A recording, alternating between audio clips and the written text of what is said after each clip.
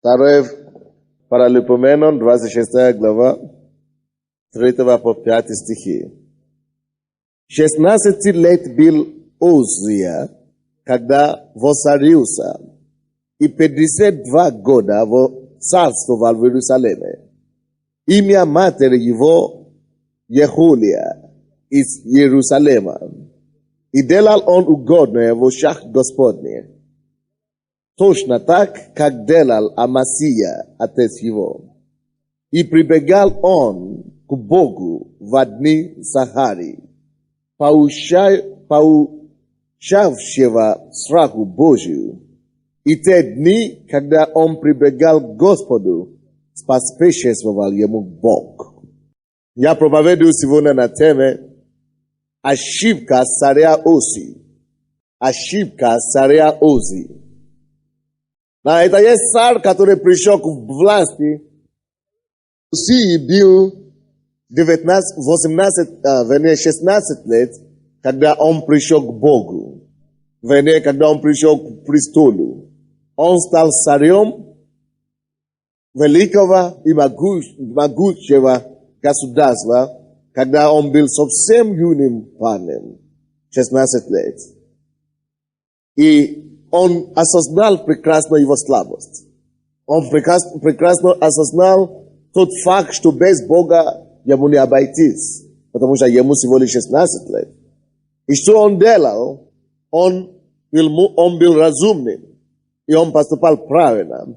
Библия говорит нам, что он прибегал к Богу в дни Сахари, поучавшего страху Божию. То есть, он пошел к Сахари. Это был пророк Божий, который жил в том промежутке времени, когда он был царем. Это был известным мужем Божьим, и он знал, что без мужа Божьего, без Божьего совета, без человека, который уже знает Бога, он не справится. И пошел к пророку, чтобы советоваться с ним, консультироваться у него о том, как править страной. Вы слушаете меня? Он советовался и был успешен. Но до того, 4 стих говорит нам, и делал он угодное в ушах Господних, точно так, как делал Амасия, отец его. Делал угодное в ушах Господних. Вы заметили? Делал угодное в ушах Господних. Глаза Господни.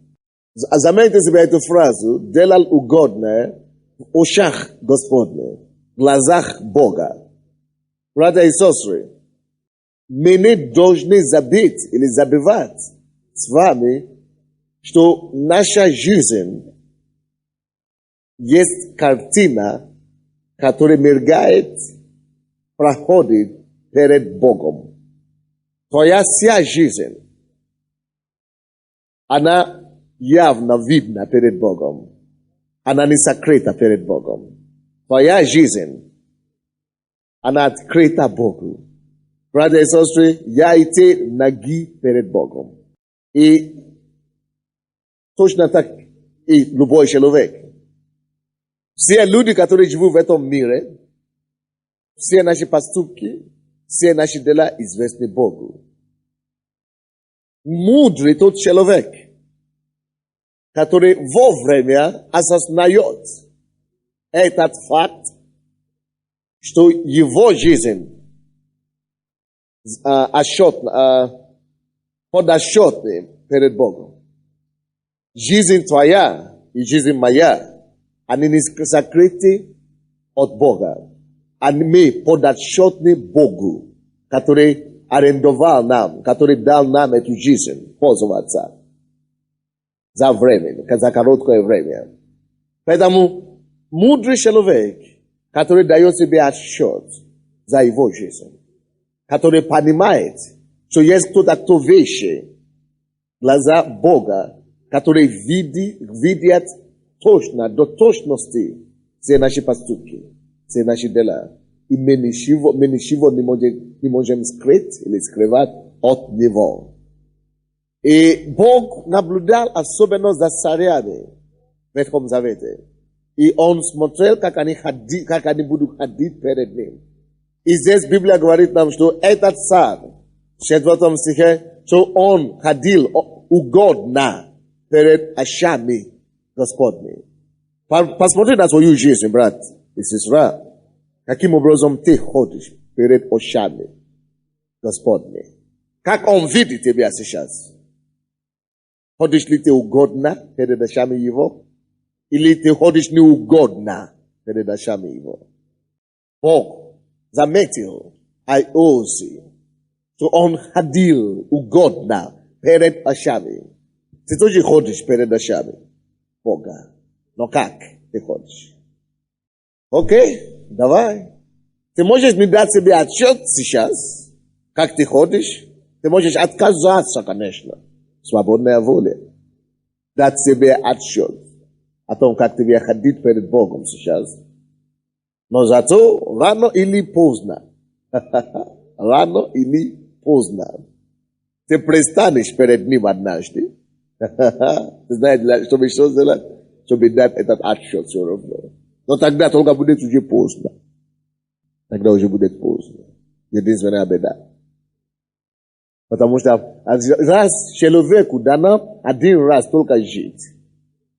И после этого одного раза суд, все. Если ты опоздал, значит ты не успел. Если ты не будешь дать себе отчет здесь, на земле, и проверять себя, свою жизнь, время от времени, перепроверять свою жизнь, как я хожу перед Богом, как я хожу перед очами Его. Угодно или не угодно. Тогда Он вынужден будет судить нас. Но, братья и сестры, Бог спас нас, чтобы мы не были судимы. Бог спас нас, чтобы мы могли научиться ходить, или правильно и угодно ходить перед Ним. Вот почему мы слушаем Слово Божие. Вот почему мы ходим в церковь, слушая проповеди. Потому что через Слово Божие мы можем учиться у Него, как нам правильно ходить перед Ним. Слава Господу. Осия ходил перед Господом. Но вы знаете, когда он ходил перед Господом? Тогда, когда он осознал свою слабость, как молодой 16-летний парень.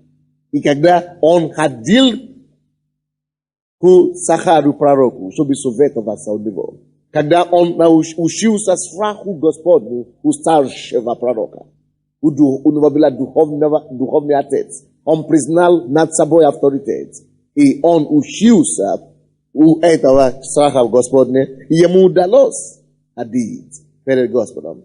Знаете, очень часто, когда мы слабы и немощны, нам доступнее небо, чем когда мы сильны. Если ты слабый и немощный, посмотри на это, как на возможность постичь кое-что, которое ты раньше не мог бы постичь. Человеку, который видит, что он молодой, неопытный, искал совет у старшего, потому что он видит свою несостоятельность, свою слабость, свои минусы, что всего лишь 16. Он чувствует слабость, зависимость. Поэтому пошел и советовался у старшего. Может быть, ты видишь, ты чувствуешь тоже какая-то неполноценность, какая-то несостоятельность, какая-то слабость, какая-то, какая-то неудобство ты чувствуешь пока. Может быть, это как раз удобство должно быть тебя приближить больше к Богу. Потому что, когда человек слабее, он видит, что да, я сам не обойдусь, я буду полагаться на кого-то старшего. Но когда человек уже сам крутой, вы знаете, большой, умный, и все такое, богатый, очень тяжелее бывает. Тяжелее уже советоваться у кого-то, потому что ты уже думаешь, ты сам все знаешь. Очень уже тогда тяжелее полагаться на кого-то другого, потому что ты думаешь, ты тоже сильный достаточно. Как очень важно, чтобы мы, братья и сестры, оставались быть нищими в духе. Вы помните на горной проповеди? Иисус говорит, что блаженны нищие. То есть нигде там он не говорит, что блаженны кто считает, что он уже все приехал, состоят. Потому что только нищий духом может быть доступны. Достаточно, чтобы искать зависимость, чтобы искать помощь и силу у сильного Бога, у богатого Отца. Братья и сестры, давайте мы с вами продолжим видеть свою слабость. Давайте мы с вами продолжим видеть свою зависимость от него. Когда у меня какая-то проблема, я благодарю Господа, что слава Богу, что эта проблема мне напоминает о том, что я не всемогущий. И у меня тоже есть проблема, чтобы я мог прибегать к нему. Даже когда ты силен, ты уже сильный. Очень важно, чтобы ты сам искал в себе слабости. За что тебе искать лица Бога? Когда ему было 16 лет, он видел необходимость искать Бога и искал. Библия говорит, что не просто искал лица Господа, 5 стих, что он прибегал. Или так написано? Да, и прибегал он Господу, Богу, в дни Сахари. Брат и сестра, бежать к Богу должен уметь каждый. Прибегал он был царем и прибегал к Господу. Какой результат идет за того человека, который прибегает к Господу? И прибегал он к Богу в дни Сахари, поучавшего страху Божию. И в те дни, когда он прибегал, заметьте себе, и в те дни, когда он прибегал к Господу, спешествовал ему Бог. В украинской Библии вместо слова спешествовал ему Бог. Это сложная такая фраза по-русски, слово. Это по-украински написано «счастив ему Бог». Счастив. Счастив, да, счастье. Счастив. Что такое счастив? Есть такое слово. Откройте украинскую Библию, у кого есть. Да, счастив его Бог. Когда он прибегал к Господу, Господь счастив его. Счастив. Давал ему счастье. Вот. Это значит, на английском написано, что когда он прибегал к Господу, Господь просветал его. Господь увеличивал, утвердил его. Господь его благословлял обильно. Поэтому на русском написано спешествовал. Значит, Господь содействовал его во всякие направления. Господь утвердил его во всех направлениях, во всех планах. То есть, когда человек имеет достаточную мудрость, когда человек имеет достаточную рассудительность, чтобы прибегать к Господу Богу всякое время, тогда он может рассчитывать на то, что Бог на небе его споспешествует, будет счастить, будет процветать, будет утвердить его. Библия говорит, прибегал он к Богу в дни Сахари и учился у него славу Господа. Библия говорит нам, по-моему, Притчи 10:13. Откроем. 13:10, я перепутал. Притчи 13:10. Притчи 13:10. От высокомерия происходит раздор, а у советующихся мудрость. Высокомерие приходит часто, когда мы чувствуем уже свою силу, свою состоятельность. Но когда человек гордый, высокомерный, у него будет во всех планах, со всех сторон раздор. Раздор в семье, раздор в обществе, раздор в компании, раздор на работе. Он не найдет общий язык, потому что он гордый. И в миру люди тоже гордые. Никто не хочет уступить другому. Оттуда раздор. Но мудрость у кого? усоветующийся. Поэтому он был мудрым, и он получил мудрость, потому что он решил советоваться у Захари. Какую мудрость он получил у Захари? Захария, пророк, учил или научил ему прибегать к Господу. Потому что Захария знал, что страх Господень – начало мудрости. И научил его страху Господня, чтобы у него была мудрость. Усоветующаяся мудрость. Когда ты ищешь лицо Бога, ты можешь рассчитывать на то, что Бог тебя все равно, рано или поздно, благословит, утвердит, прославит, процветание даст. Если ты будешь прибегать, есть некоторые люди, которые служат Богу, но они не прибегают к Богу. Они не с служат Богу. Они не видят Бога как приоритет. Они просто так, получится, как получается, да? Получится, я пойду, не получится, нет. Они не с охотой, не с жаждой служат Богу. Но именно речь идет о том, чтобы прибегать просто, так, когда плохо. А чтобы искать лицо Господа, именно учиться страху Господню. Если ты такой человек, который с охотой служит, ищет Господа, seeking на английском, это искать лицо Господа. Если ты умеешь искать лицо Бога, и ты ходишь правильно перед Богом, напиши это себе и забудь. Рано или поздно Бог прославит тебя. Он прославит Его имя в твоей жизни. Рано или поздно Бог поднимет тебя. Рано или поздно Господь поспешествует тебя. Это может быть твои дети, твои предки, но все, твое это потомство, но ты не сможешь избежать Божьего благословения. Есть благословение, когда люди прибегают к Господу. Он говорит, написано, это стих интересный стих. 5 стих. Написано, 2 часть.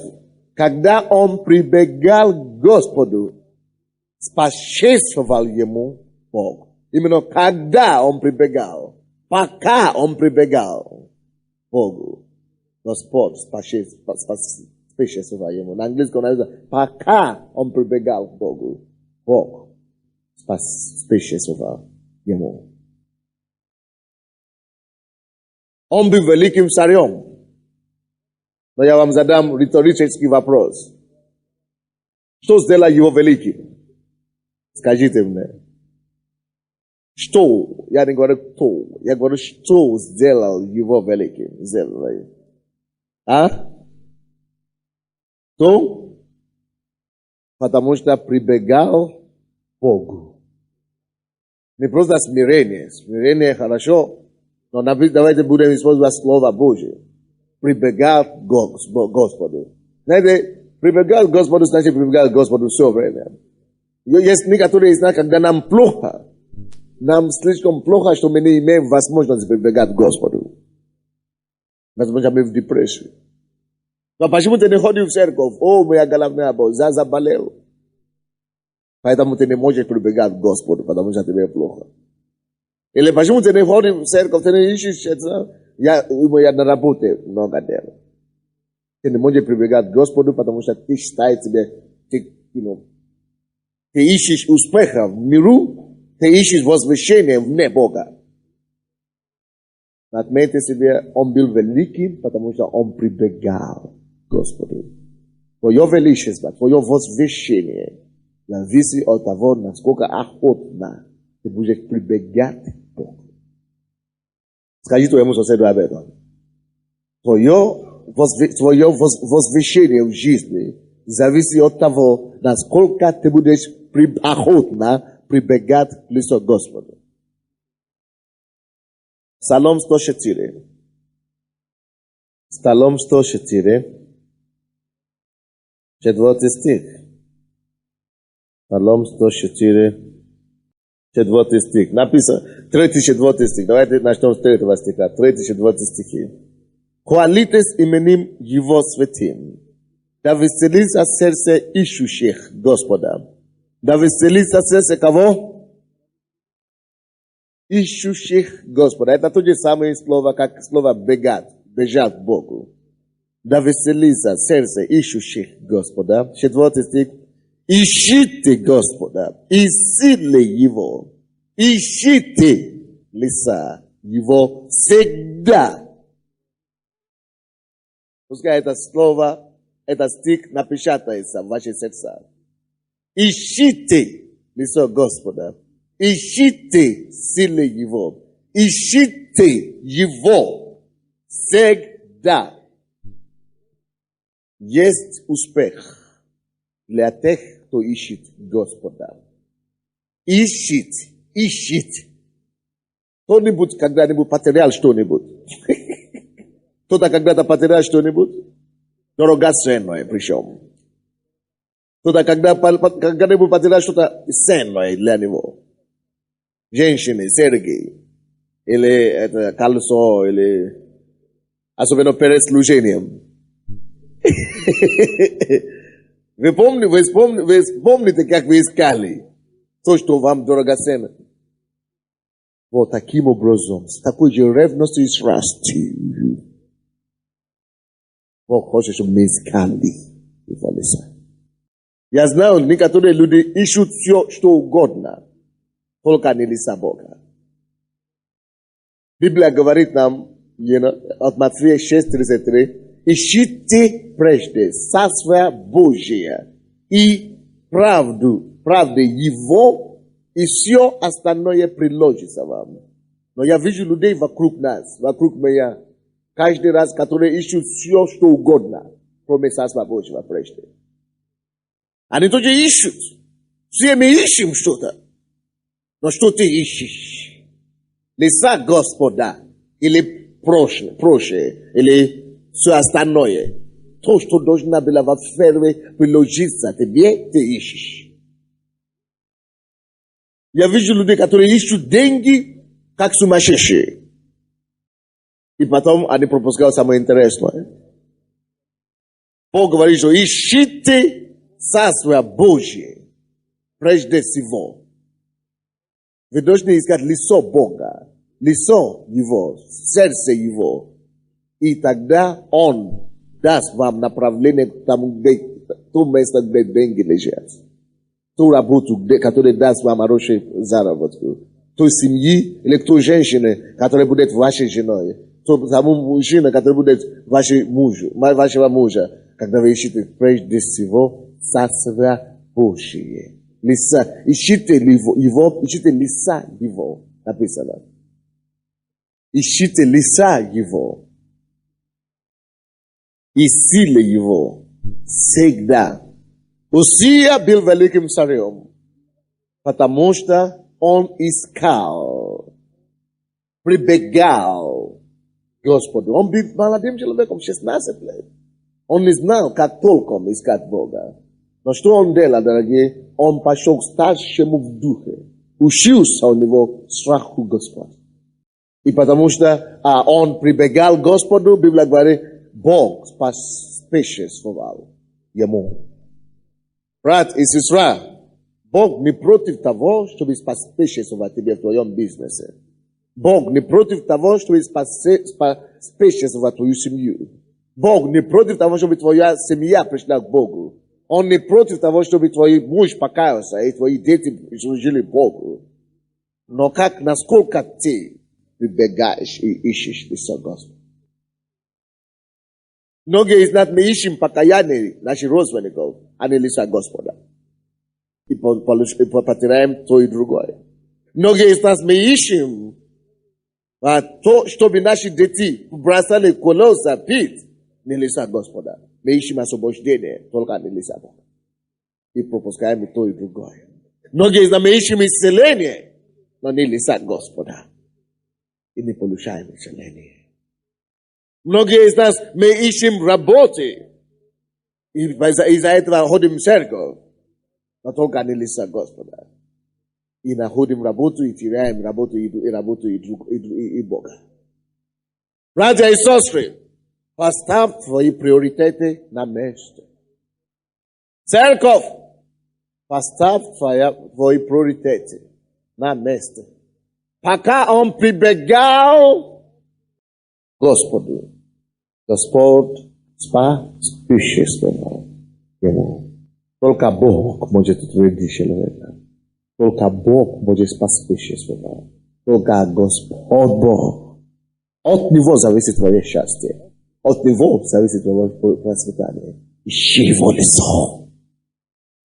И Он умеет прилагать все остальное. Правильно? Тебе счастье. Он даст тебе радость. Он даст тебе жизнь. Он даст тебе покой. Он даст тебе мир в твоему сердце. Иеремия 29:13 говорит нам Иеремия 29:13. И взыщите меня и найдете, если взыщите меня всем сердцем вашим. Ищите Господа, ищите лицо Его всем сердцем Его, Он говорит, не найдете меня. 33 глава Иеремия, 3 стих, говорит нам, возови ко мне, и я отвечу тебе. Покажу тебе великое и недоступное, чего ты не знаешь.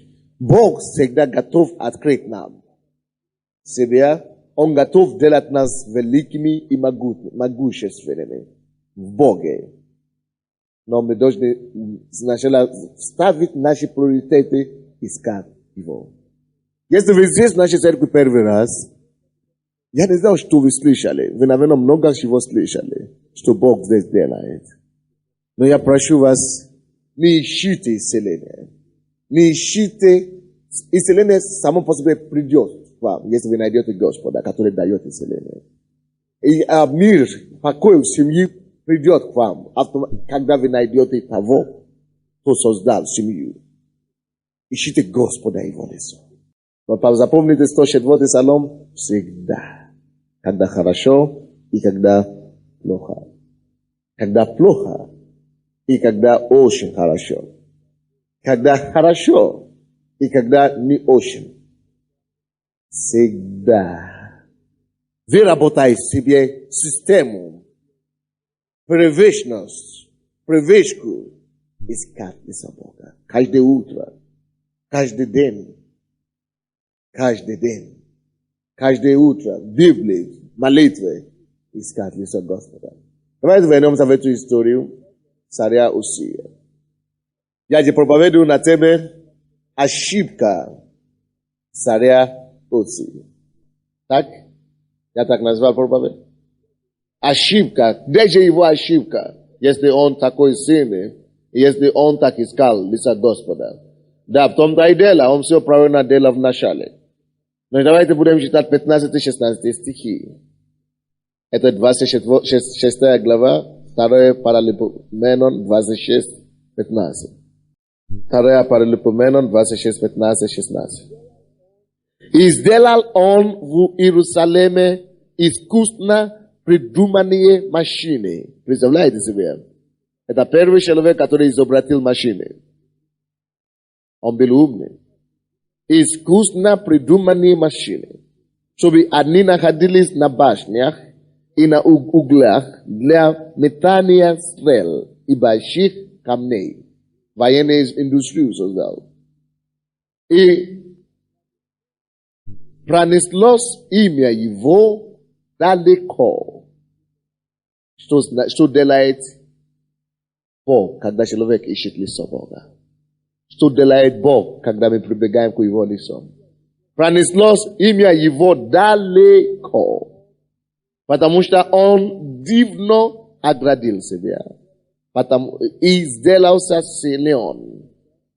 Он сильно оградил себя. Ничего плохого в этом нет. И сделался силен. Вы помните то, что я сказал? Нам легче всего прийти и прибегать к Господу, когда у нас что-то не то. Когда нам плохо. Когда мы слабы. Когда мы немощны.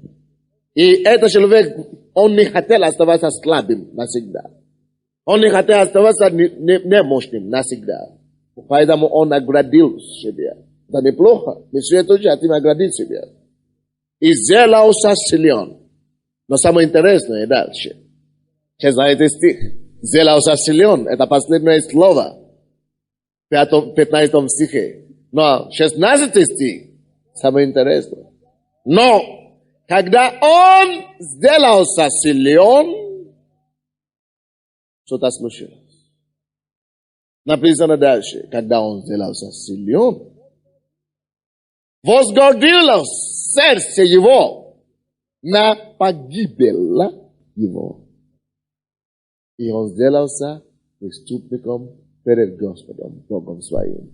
Ибо вошел в храм Господень, чтобы воскурить фимиам на алтаре кадильном. Слушайте, когда он сделался уже силен, написано, братья, и возгордилось сердце его. Потому что когда человек уже силен, написано, он оградил себя и сделался силен. Ему ни за что уже переживать. Искал, то, что он искал, он нашел. Братья и сестры, смотрите сюда. Когда вы будете искать лицо Бога, Бог поднимет ваше имя. Он благословит вас. Он даст вам процветание. Но слушайте.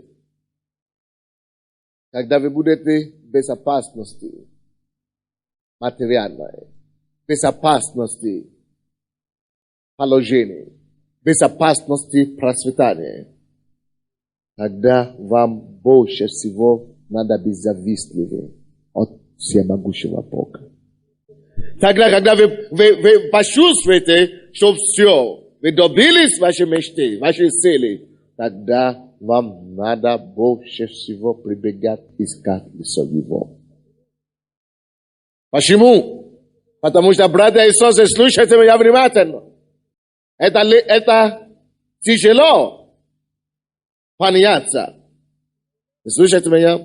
Тяжело подняться. Но слушайте следующую фразу. Но еще тяжелее оставаться наверху. Придержаться еще тяжелее. Тяжело подняться на высоту, духовную высоту, финансовую высоту, положение и достоинство. Это тяжелая работа, чтобы ты сделался сильным и огражденным. Но еще тяжелее придержаться там наверху. Потому что все, которые вокруг тебя, они видят тебя наверху, и все хотят догонять тебя. Потому что когда ты наверху, ты становишься целью, прицел. Прицел. Ты становишься точкой upon цель, чтобы прицел. Это мишень называется. Мишенью становится. И тебе начинают пристрелять. Потому что ты точка, именно, которой люди могут легче попасть в тебя. Потому что ты впереди. Когда армия, куча, батальон, можно просто тяжело попасть в кого-то конкретно. Когда кто-то идет перед армией. Тогда легче пристреливать на него. То же самое, когда ты, то есть, тяжело подняться, но когда ты уже наверху, ой-ой-ой, как тяжело оставаться. Вроде бы Осия был мудрым человеком, искал лицо Господа. Но я вам скажу что-то. Когда он уже сделался сильным, ну зачем мне это Захария? Я уже такой крутой. Я уже знаю, что надо. Я уже знаю, как все делать. Ну зачем мне? Он никогда не забудет твоего начинания. Не забудь твое скромное начинание. Не забудь, откуда Бог тебя вывел. Не забудь, что когда-то ты был в Египте. Всегда продолжать прибегать к лицу Господу до последнего. Он перестал зависеть от Господа. Он возгордилось, написано, сердце его. Если вы будете сейчас 6 стиха по 15, вы увидите, какие достижения у него было. 6 по 15 стихи. действительно такие потрясающие достижения. Он строил города, он имел такие репутации чудеснейшие. Но когда он из-за этого, того, что он безопасный уже, перестал прибегать к Господу, Господь перестал спешивать его. Давайте будем читать дальше. И следующее, то, что я хочу вам сказать, Библия говорит нам, 16 стиха по 19, что он вошел, он был настолько гордый, что он вошел, в храм. Он отец для сожжения. Братья и сестры, слушайте внимательно. Вы слушаете меня? Он вошел в храм, то, что было запрещено для него делать. Это запрещено для царей, для работы священников. То есть, святой святые могут войти только священники. Только они могут делать там всесожжение Богу. Но потому что он был насколько очень силен. Он думал, что все ему возможно. Слушайте, это не только, это он, такой пример был с ним. Но, братья и сестры, смотрите на меня. Есть тенденция, эта тенденция есть для каждого из нас. Когда ты чувствуешь, что ты силен, ты начинаешь думать, что пробовать делать все подряд. Ты думаешь, что все мне по силам. Я могу, в принципе, что мне хочется, могу делать. Потому что ты чувствуешь, что ты способный. Братья и сестры, каждый из нас должен держаться за его призвание. Никогда не уйди от твоего призвания. Его призвание было быть царем, не быть священником. Но он был настолько сильным, что он думал, я могу быть царем и быть священником. Братья и сестры, Бог тебя поднимет. Если тебя Бог призвал в церковь, чтобы быть, допустим, финансистом, будь финансистом, не стань проповедником. Если Бог тебя даст проповедовать, конечно, проповедуй. Но если Бог тебя привел, допустим, в церковь быть проповедником, не стремись быть депутатом. Что-то подобное. То есть Бог имеет свое призвание для нас всех. Он положит тебя на сердце. Если он хочет, чтобы ты стал священником, он тебя скажет. Иди сейчас стань священником. Чему я говорю, вы можете не очень хорошо понять это, но я вам дам такой пример. В 40-х годах Бог решил вернуть в церковь дары Духа Святого. Особенно дары исцеления. И Бог призвал и помазал очень много служителей в Америке. Потому что там было Евангелие Божье всего развито. У нас есть книги здесь Божьи генералы. Бог поднимал людей, которые стали называться генералами Божьими. Они творили такие подвиги. Ой-ой-ой-ой-ой. Что не хватит нам день. Даже неделю нам не хватит, чтобы рассказывать только о подвигах, которые они творили.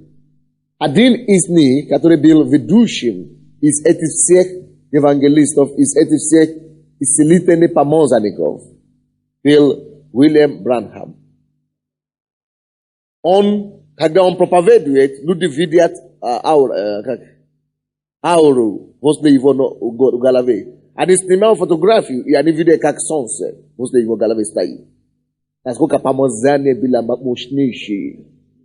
Однажды он проповедовал, и там был один антибог, как атеист.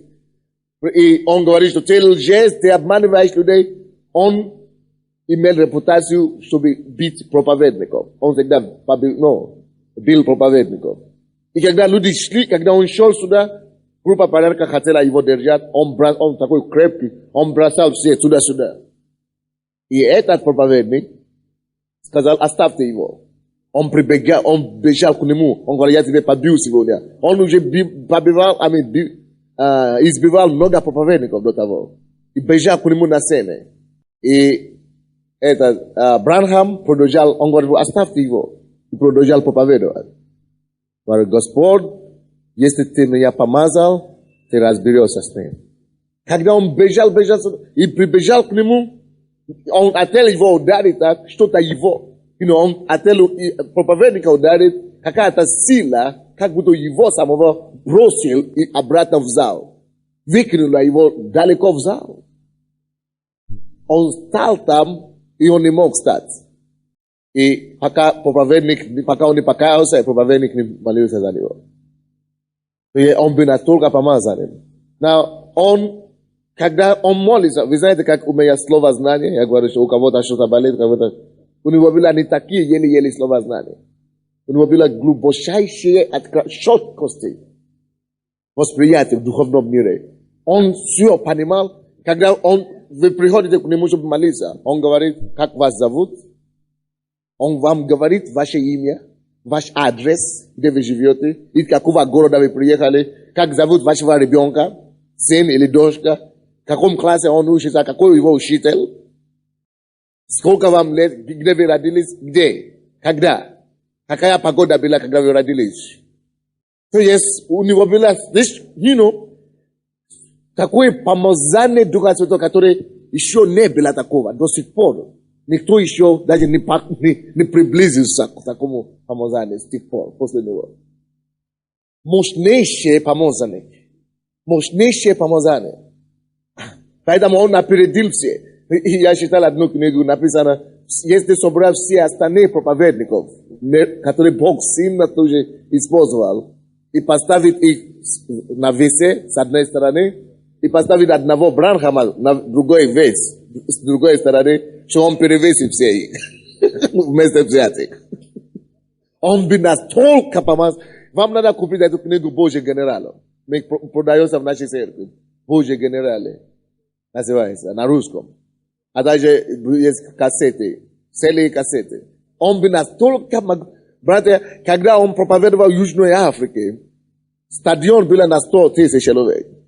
3 дня или 4 дня проповеди. Когда в неделю, по-моему, 5 дней проповеди. Когда последний день его проповедь, он был в гостинице. И мэр города, да, вот Божий генерал, вот эта книга. Всем надо купить. Потому что некоторые из них падали потом. Этот человек падал, потом упал. Но, когда, слушайте, 5-й день после его проповеди, братья, мэр города звонил ему в квартиру, в гостинице, и говорит, что мне делать? Он говорит, что и проповедник спросил у мэра, что, какая проблема? Он говорит, что мне делать? Я не знал. Он говорит, смотри через окно твоей гостиницы, смотри вниз. И когда Бранхам глянул через окно вниз, он видит 3 грузовика, 3, которые 16 колес, которые такие большие трейлеры. 16 колес, такие грузовики большие. 3 заполнены колясками, инвалидными колясками и палками. После крусейд 3 грузовики были заполненными, отброшенными колясками, инвалидными колясками и палками разными. 3 за неделю, когда он молился, только молился за людей. Вы представляете себе такое? Заполненные грузовики. Чем были заполнены? Колясками. То есть, насколько он был помазан. Все отставляют вещи. Но в конце его жизни, он имел помазание, Бог его помазал на служение евангелиста и пророка. Он мог видеть вещи и сказать точно так, как Бог видит. И он мог даже быть евангелист исцеления, чтобы принесли исцеление обратно в это поколение. А потом параллельно Бог начал другую работу. Какая работа? Бог начал использовать людей, других людей. Меньше меры, чем он. Но он начал использовать их в области учения. Бог начал поднимать людей с учительским помазанием, чтобы учить. Потому что он проповедовал, но он плохо проповедовал. Он не мог убедить them. То есть не было у него дара учения. Он может даже не проповедовать, другие проповедуют. А потом они его зовут, чтобы помолиться потом за людей. После их проповеди. То есть он не был... И когда он видел, как другие красиво проповедовали, у них было помазание учителя. Он говорит, что я впереди всех, я тоже должен иметь это. То есть это не его призвание. он отошел, он статушителем по его воле. Потому что он такой могущественный, как будто все возможно. Как это простое учение, как это я не могу преподать. Я делал такие чудеса, как это я не смогу учить. И он начал пытаться учить, интерпретировать Библию. Он доказал, что у меня тоже лучше откровение, как никто не имел. То есть, такое же чудеса, как никто не имел, он думал, что такое же откровение Библии, учить, как никто не может учить. И так попал в заблуждение. Когда он сделался сильным, он вошел в храм, чтобы курение делать. Это не твое призвание. Братья и сестры, когда ты станешь сильным, может быть, это вас не беспокоит сейчас. Но Бог вас, вы не останетесь на этой стадии. Бог вас поднимет. Но когда Бог вас поднимет, держите за ваше призвание. Держите за то, к чему Бог вас призвал. Если пастор, пастор. Если учитель, это самое. Делайте то, что Бог вам говорит. Но это бы не случилось, если бы Узия продолжал бы прибегать к лицу Господа. Он был сильным, он уже не видел нужду. Даже Захария пришел к нему, говорит, что я нельзя тебе, он говорит, кто ты такой? Это человек, который его учил 16 лет. Теперь он говорит, кто ты такой? Братья и сестры, никогда не пренебрегай твоих учителей. Никогда не пренебрегай твоих авторитетов. Никогда не пренебрегай твоих родителей. Ибо физически или духовный. Вот почему Библия говорит, что человек, любой человек, кто будет пренебрегать своих родителей, он будет иметь короткую жизнь. Ты не будешь жить долго, если ты не уважаешь своих родителей. Ты умрешь рано, 35 лет, 40 лет, 45, 48. Максимум. Зачем тебе умереть рано? Библия говорит, что это заповедь, единственная заповедь с обетованием. Если ты будешь уважать своих родителей, что Библия обещает? Будешь долго жить, долготу жизнь. Амин. Это твои родные родители и духовные родители. Амин. Когда он прибегал к Господу, он преуспевал. Когда он прибегал к Господу, Бог споспешествовал ему. Слушай, ищи лицо Господа, ищи силы Его, ищи лицо Его всегда. От этого зависит твоего процветания, от этого зависит твоего восхищения, от этого зависит твоей судьбы и твоего завтра. Давайте станем, будем молиться. Преклони свою голову и скажи, Господь, я хочу прибегать к Твое лицо. Я хочу искать Тебе. Вы знаете, многие из нас ищем что угодно, но только не Его лица. А Библия говорит, ищите прежде Царство Божье. Ищите сначала с лица Его, и правды или праведности Его, и все остальное приложится вам. Ты ищи, подними свои руки и свои голоса к Богу, и дай Ему слово. Господь, я буду Тебя первым искать. Больше всего Тебя буду искать. Лицо Твоего буду искать прежде всего, а потом все остальное. Скажи Ему, Господь, помоги мне, чтобы я никогда не перепутал мои приоритеты, чтобы я никогда не ставил это наоборот, чтобы я всегда прибегал к Тебе. Я слабый или я сильный?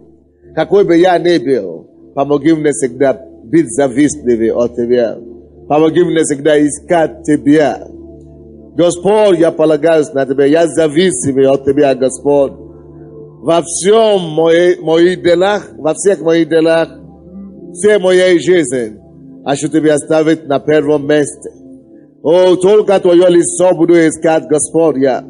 Только Твое лицо буду искать, Господь. Только Твое лицо. Помоги мне, чтобы не забыть прибегать к Тебе. Чтобы не забыть искать Тебя. Чтобы не забыть искать Твое лицо. Боже, помоги! Помоги, Боже! Чтобы не забил Тебя. Чтобы не забил своего Сахария, своего первого учителя. Чтобы я продолжал учить страху Господу до конца жизни. Поговори с Господом. Восстанови твои приоритеты. Вон станови твои приоритеты. Вон станови твои приоритеты. О масакатия масария мосокотанда. И мосиката мария масиката мория моренде. Господь, мы даем Тебе слово, что мы будем Тебя прежде всего искать. Мы будем прежде всего искать Твое лицо. И, Господь, какое бы ни было времена для нас, хорошие или плохие, мы не перестанем, Боже, прибегать к лицу Твоему. Мы не перестанем, Господь, учиться страху, Господь. О, Господь!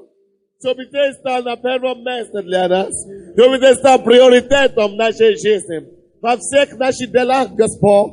О, чтобы мы могли Тебя оставить выше всех, выше всего. Искать Тебя прежде всех, прежде всего, Господь. Помоги нам, Боже, чтобы не повторять ошибки царя Уз. Помоги нам, Господь, чтобы ошибки этого царя не стали нашей ошибкой. О, чтобы мы продолжали ходить в смирение. Смирение перед Тобою. И чтобы гордость не прикладывала до нас. Мы просим Тебя об этом во имя Иисуса Христа. И весь народ сказал: Аминь. Слава Господу.